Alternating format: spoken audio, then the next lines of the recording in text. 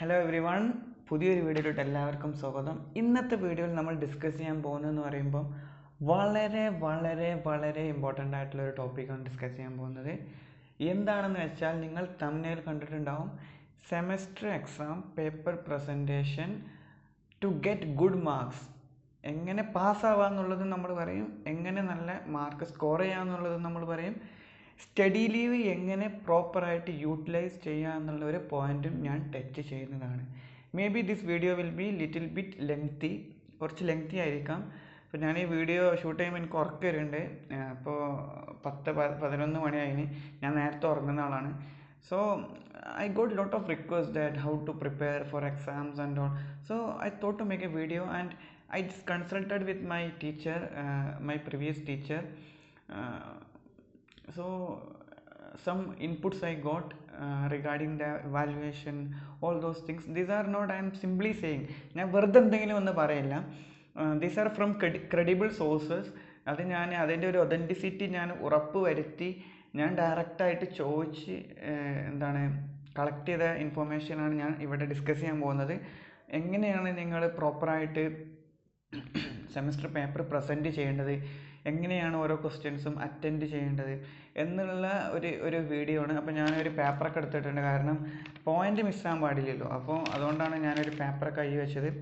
So basically നമ്മൾ സെമസ്റ്ററിൻ്റെ ഒരു pattern എങ്ങനെയാണെന്ന് വെച്ചാൽ, ടോട്ടൽ 75 മാർക്സ് യൂണിവേഴ്സിറ്റിക്കും 25 മാർക്സ് ഇൻറ്റേർണലുമാണ്. സെഷണൽ എക്സാം ഉണ്ടാവും, നിങ്ങൾക്ക് എല്ലാവർക്കും അറിയാം. 2 സെഷണൽ എക്സാമോ അല്ലെങ്കിൽ 3 സെഷണൽ എക്സാമോ ഉണ്ടാവുമെന്ന് എനിക്ക് തോന്നുന്നത്. I think 2 sessional exams will be there in 1 semester. Okay, so അതിൽ 25 മാർക്കും പിന്നെ യൂണിവേഴ്സിറ്റിക്ക് 75 മാർക്സുമാണ് ഉള്ളത്. സോ ഈ ഒരു കുട്ടി യൂണിവേഴ്സിറ്റി പേപ്പർ എഴുതാൻ എലിജിബിലിറ്റി കിട്ടണമെങ്കിൽ ഈ സെഷനിൽ ഈ ഒരു കുട്ടിക്ക് 12.5 മാർക്സ് ഉണ്ടായിരിക്കണം.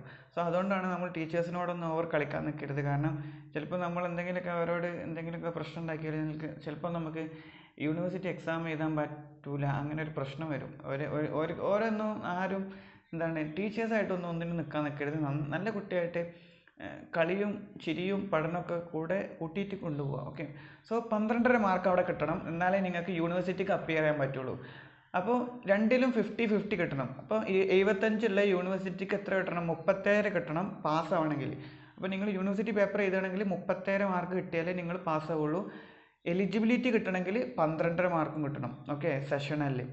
സോ ഇതാണ് ഇതിൻ്റെ ഒരു എലിജിബിലിറ്റി ക്രൈറ്റീരിയ എന്ന് പറയുന്നത്. ഇതിൻ്റെ ഒരു മാർക്ക് ഇങ്ങനെയാണ് വരുന്നത്. അപ്പോൾ എന്താണെന്ന് വെച്ചാൽ, ബേസിക് ആയിട്ടുള്ളൊരു തിങ് എന്താണെന്ന് വെച്ചാൽ, try to cover whole syllabus. അതാണ് ഇതിൻ്റെ ബേസിക് ആയിട്ടുള്ള തിങ്. നിങ്ങൾ പഠിക്കുമ്പം എല്ലാ ടോപ്പിക്സും കവർ ചെയ്യാൻ വേണ്ടി ശ്രമിക്കുക. ഇതാണ് ഇതിൻ്റെ പോയിൻ്റ് നമ്പർ 1 ആയിട്ടുള്ള കാര്യം. കവർ ഹോൾ സിലബസ്, അതാണ് ഫസ്റ്റ് ഉള്ളത്. പിന്നെ നമുക്ക് ഇതിൻ്റെ ഒരു പാറ്റേൺ എങ്ങനെ നോക്കാം. ഈ എക്സാമിൻ്റെ പാറ്റേൺ എങ്ങനെയാണെന്ന് വെച്ചാൽ, മാർക്ക് ഡിസ്ട്രിബ്യൂഷനാണ് ഞാൻ പറയാൻ പോകുന്നത്. ഇപ്പം 10 മാർക്കിൻ്റെ 2 ക്വസ്റ്റ്യൻസ് ഉണ്ടാവും എസ് എ, അതായത് ലെങ്തി ആൻസേഴ്സ് നമ്മൾ എഴുതേണ്ടതായിട്ടുള്ള 2 ക്വസ്റ്റ്യൻസ് 10 മാർക്കിനുണ്ടാവും. പിന്നെ 5 മാർക്കിന് എനിക്ക് തോന്നുന്നത് 7 ക്വസ്റ്റ്യൻ ആണോ 7 8 ക്വസ്റ്റ്യൻസ് വരും. പിന്നെ 2 മാർക്കിൻ്റെ 10 ക്വസ്റ്റ്യൻസും. ഇങ്ങനെയാണ് ഇതിൻ്റെ ഒരു പാറ്റേൺ ഉള്ളത്. ഒരു മാർക്ക് ഡിസ്ട്രിബ്യൂഷൻ പാറ്റേൺ ഇങ്ങനെയാണ് വരുന്നത്. സോ ഇത് ബേസിക് ആയിട്ടുള്ള രണ്ടാമത്തെ കാര്യം എന്താണെന്ന് വെച്ചാൽ, എല്ലാ ക്വസ്റ്റ്യൻസും അറ്റൻഡ് ചെയ്യുക. Don't leave any single question. അതാണ് ഇതിൻ്റെ ഒരു ബേസിക് ആയിട്ടുള്ള ഒരു ഫണ്ടമെൻ്റൽ ആയിട്ടുള്ള കാര്യം എന്ന് പറയുമ്പോൾ, ഒരു ക്വസ്റ്റ്യനും ലീവ് ചെയ്യാൻ പാടില്ല, എല്ലാ ക്വസ്റ്റ്യനും അറ്റൻഡ് ചെയ്യാം. ഇപ്പോൾ ഞാൻ കേട്ടത് എന്താണെന്ന് വെച്ചാൽ, ഈ 2 മാർക്കിൻ്റെ ഒരു ക്വസ്റ്റ്യന് എല്ലാ ക്വസ്റ്റ്യൻസും ആ ഒരു കുട്ടി അറ്റൻഡ് ചെയ്യാൻ ശ്രമിച്ചാൽ, അതായത് കുറച്ചെങ്കിലും അതിൻ്റെ അടുത്ത് വരികയാണെങ്കിൽ 1/2 മാർക്ക് ഡെഫിനറ്റായിട്ട് കംപ്ലീറ്റ്ലി ഡെഫിനറ്റായിട്ട് absolutely it will be given. So ഞാൻ മനസ്സിലാക്കിയതെന്ന് വെച്ചാൽ, ഒരു കുട്ടി ഈ 1/2 മാർക്ക്, ഈ ഒരു 2 മാർക്കിൻ്റെ കേസിൽ ഒരു കുട്ടി if he is trying to attend, otherwise if the answer is close to the original answer, if he or she ആരെങ്കിലും ട്രൈ ചെയ്താൽ അതിനോട് അടുത്ത് വന്നാൽ 1/2 മാർക്ക് കിട്ടുമെന്നാണ് എനിക്കറിയാൻ പറ്റിയ ഒരു report. So don't leave any question. Okay, don't leave any question. 1/2 mark അങ്ങനെ കിട്ടുമ്പോഴാണ് ഇങ്ങനെ ഓരോ അര ചേർന്നാണ് 50 ഒക്കെ ആകുന്നത്. So don't leave any single question. Try to attend whole questions. So അതാണ് രണ്ടാമത്തെ ബേസിക് ആയിട്ടുള്ളൊരു പോയിന്റ്. പിന്നെ ഈ 2 മാർക്ക് ക്വസ്റ്റ്യൻസിൻ്റെ ടൈപ്പ് എന്താണെന്ന് വെച്ചാൽ ക്വസ്റ്റ്യൻസ് ചിലപ്പോൾ ഇങ്ങനെ ആയിരിക്കും വരിക.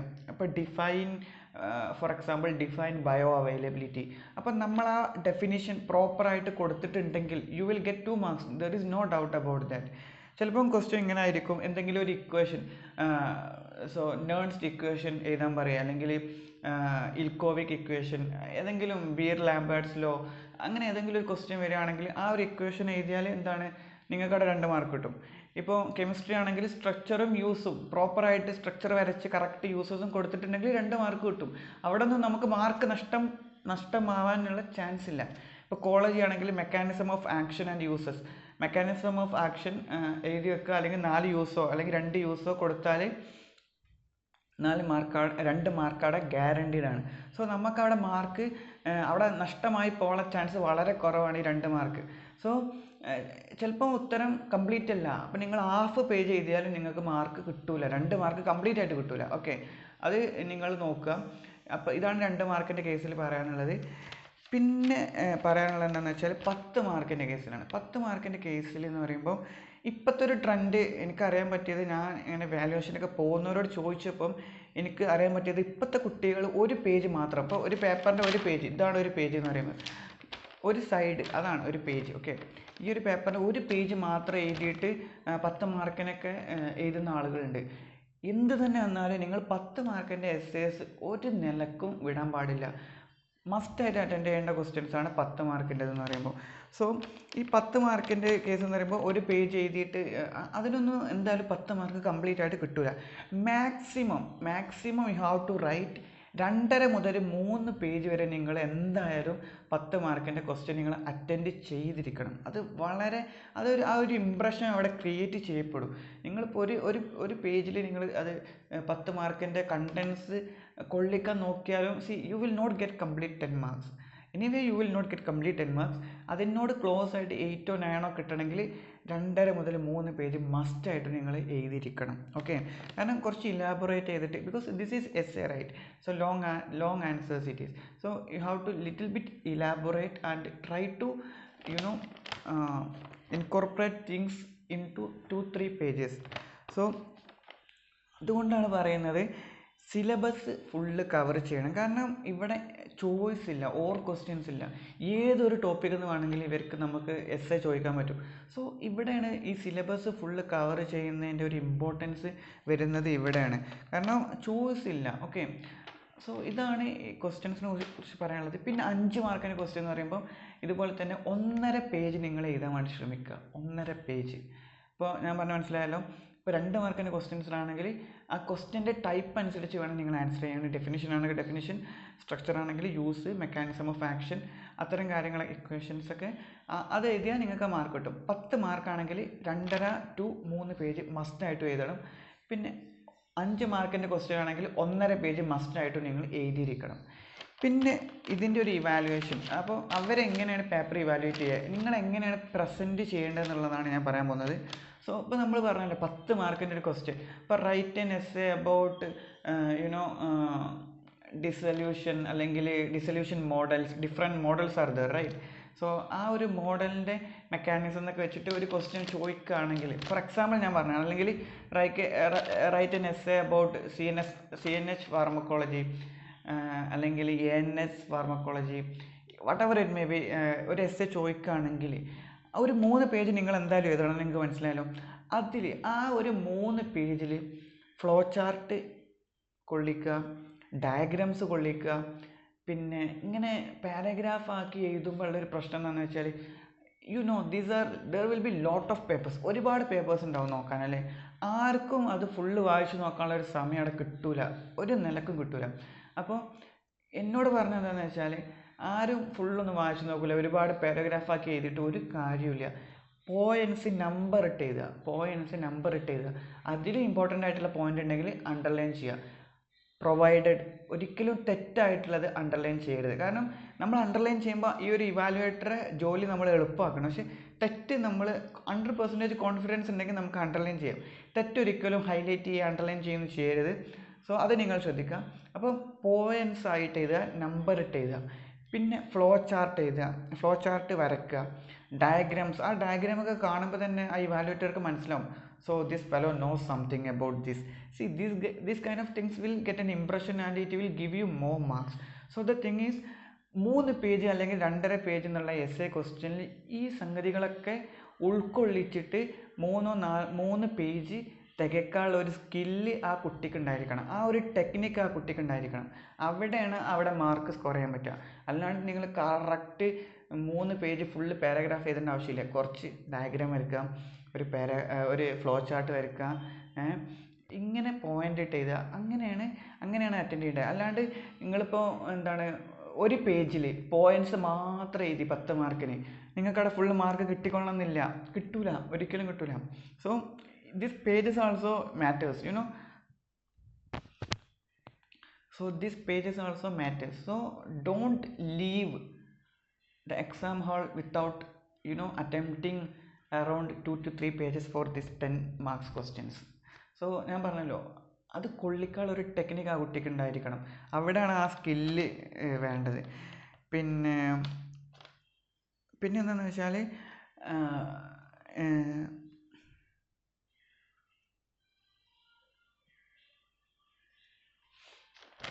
പിന്നൊരു കാര്യം എന്താണെന്ന് വെച്ചാൽ വേറെ ഇങ്കുകൾ ഉപയോഗിക്കുക. അതിപ്പോൾ ആ ക്വസ്റ്റ്യൻ പേപ്പറിൽ കൊടുത്തിട്ടുണ്ടാവും ഇൻസ്ട്രക്ഷൻസിൽ, അതിൽ പറഞ്ഞിട്ടുള്ള ഇങ്ക്സ് നിങ്ങൾക്ക് ഉപയോഗിക്കാം. പ്രൊവൈഡഡ് തെറ്റൊരിക്കലും അണ്ടർലൈൻ ഹൈലൈറ്റ് ചെയ്യാൻ പാടില്ല. നിങ്ങൾക്ക് ഡയഗ്രാംസ് വരക്കാം, ഫ്ലോ ചാർട്ട് വരക്കാം. You can impress the evaluator, but don't do this for wrong answers. If you are 100% confident, go with that, no worries, but don't underline or highlight wrong answers. It will fetch the bad impression. Okay, so keep this in mind. So these are the things regarding the presentation. So basically you have to cover whole syllabus, each topic you have to cover, and you have to attend each and every question. I told you half marks are being given for these 2 marks questions. So this is good, right? So you are not utilizing the things, that's why people are getting supplementary and all. So don't commit these mistakes. And when it comes to the preparation, okay, doing the study leave and all, it's not study leave actually, it is the preparation leave, actually preparatory holidays it is. So what you have to do, ഇനിയിപ്പം പുതുതായിട്ട് ചേരാൻ പോരുന്ന കുട്ടികളാണെങ്കിൽ എനിക്ക് പറയാനുള്ളതെന്ന് വെച്ചാൽ, ഈ sessional exam നടക്കുന്ന സമയത്ത് തന്നെ പോർഷൻസ് നിങ്ങൾ കവർ ചെയ്യുക, നോട്ട് ഉണ്ടാക്കി വെക്കുക, ഷോർട്ട് നോട്ട്സ് ഉണ്ടാക്കി വെക്കുക. എവിടെയാണോ റെഫർ ചെയ്യേണ്ടത്, ബുക്സോ യൂട്യൂബോ whatever it may be, you should know the concept, you should understand. Concept ഉണ്ടായിരിക്കണം, മനസ്സിലാക്കി പഠിക്കണം. എന്നിട്ട് നിങ്ങൾ ഷോർട്ട് നോട്ട് ഉണ്ടാക്കി വെക്കുക. ആ ഒരു ഷോർട്ട് നോട്ട് നിങ്ങൾ ഈ പ്രിപ്പറേഷൻ സമയത്ത് അല്ലെങ്കിൽ സ്റ്റഡി ലീവിൻ്റെ സമയത്ത് നിങ്ങളത് റിവൈസ് ചെയ്യാണ് ചെയ്യേണ്ടത്. അല്ലാണ്ട് അപ്പം നിങ്ങൾ പുതിയതായിട്ട് പഠിക്കാൻ നിൽക്കരുത്. അതാണ് എൻ്റെ ഒരു അഡ്വൈസ്. അതെന്താണെന്ന് വെച്ചാൽ it will saturate you, then you can't remember the things. So ഇത്രയൊക്കെ ഉള്ളൂ. പ്രിപ്പറേഷൻ സമയത്ത് നിങ്ങൾ ഓൾറെഡി പ്രിപ്പയർ ചെയ്ത സാധനങ്ങൾ റിവൈസ് ചെയ്യുക, ബ്രഷപ്പ് ചെയ്യാൻ വേണ്ടിയിട്ട് ശ്രമിക്കുക. സോ ഈ ഒരു വീഡിയോ നിങ്ങൾ ഷെയർ ചെയ്യുക. അതായത് ആർക്കൊക്കെയാണ് വേണ്ടത് നിങ്ങളെ ഗ്രൂപ്പിലൊക്കെ ഷെയർ ചെയ്യുക. കാരണം നമ്മളെന്തെങ്കിലും നല്ലത് കാരണം എന്താണെന്ന് വെച്ചാൽ നമ്മളെന്തെങ്കിലും നല്ലത് കണ്ടാൽ അത് ബാക്കിയുള്ളവർക്ക് ഷെയർ ചെയ്യാൻ വേണ്ടി ശ്രമിക്കുക.